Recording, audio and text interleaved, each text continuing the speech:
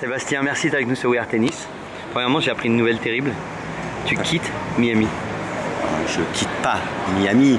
Je vais passer une année ou 2 ans à Barcelone pour des raisons familiales. Donc pour une expérience pour les enfants, d'apprendre une 3e langue. Voilà. Donc, voire une 4e parce que c'est du catalan que vous allez apprendre là-bas. Oui, mais ils vont aller à l'école quand même américaine. Ah. Et puis il y aura de l'espagnol. Voilà. Je voudrais te parler d'un sujet qui me tient particulièrement à cœur et je pense que tu es très bien pour remplacer. Un certain Richard Gasquet. Oui. Alors, je tiens à préciser que je suis fan absolu. Je sais que ça se fait pas dans le journalisme. Non mais c'est bien, d'être supporter ou d'apprécier un style de jeu. Alors, je suis resté sur ma faim sur ce Roland Garros avec Richard parce que je pensais que Murray, il était prenable pour lui. On a vu ce match, on a vu ce qu'a fait Andy Murray. Il y en a qui ont dit qu'il s'est mal comporté, etc. Bon, je sais pas, j'étais pas en face de lui. Ouais.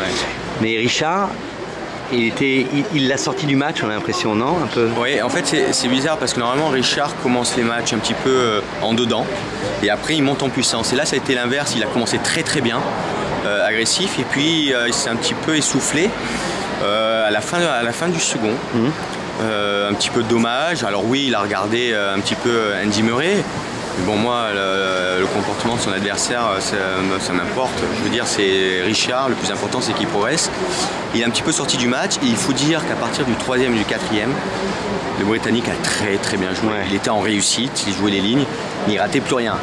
Et donc ça a été un petit peu compliqué. Il a un peu perdu le fil du match, sa tactique qu'il avait bien en place au début de la partie. Donc c'est un petit peu dommage. Mais par contre, voilà, c'est encourageant parce qu'il a fait une bonne saison sur terre, qu'il a débuté un peu plus tard, à cause d'une blessure. Maintenant, il va retourner sur gazon, une surface où il a déjà bien joué.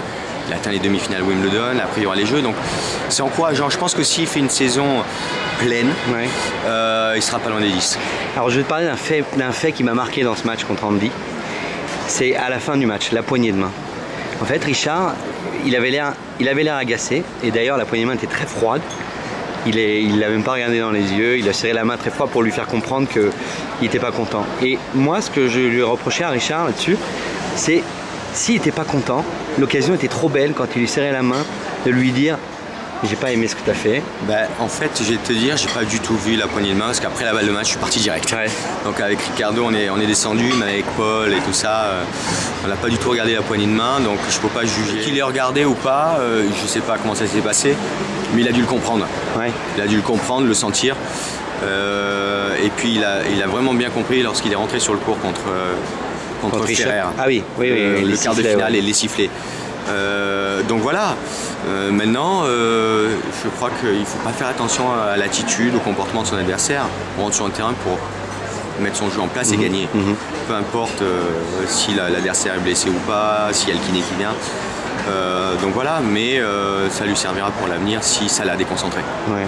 Alors dernière question, après je te laisse parce que je sais que tu as un déjeuner, tu as l'air d'avoir très très faim. Oui, j'ai joué au foot ce matin en plus. Donc. Oh là là. À Marseille qui joue au foot, j'en parle même pas. Oui, c'est vrai.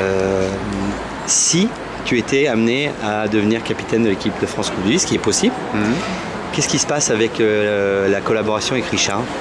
En fait, on part ensemble déjà aux États-Unis au mois d'août jusqu'à l'US Open. D'accord. Et après, Richard, on en avait déjà discuté. Si l'ensemble des joueurs et la fédération souhaitent que je sois le capitaine, je serais déjà très honoré. Ouais.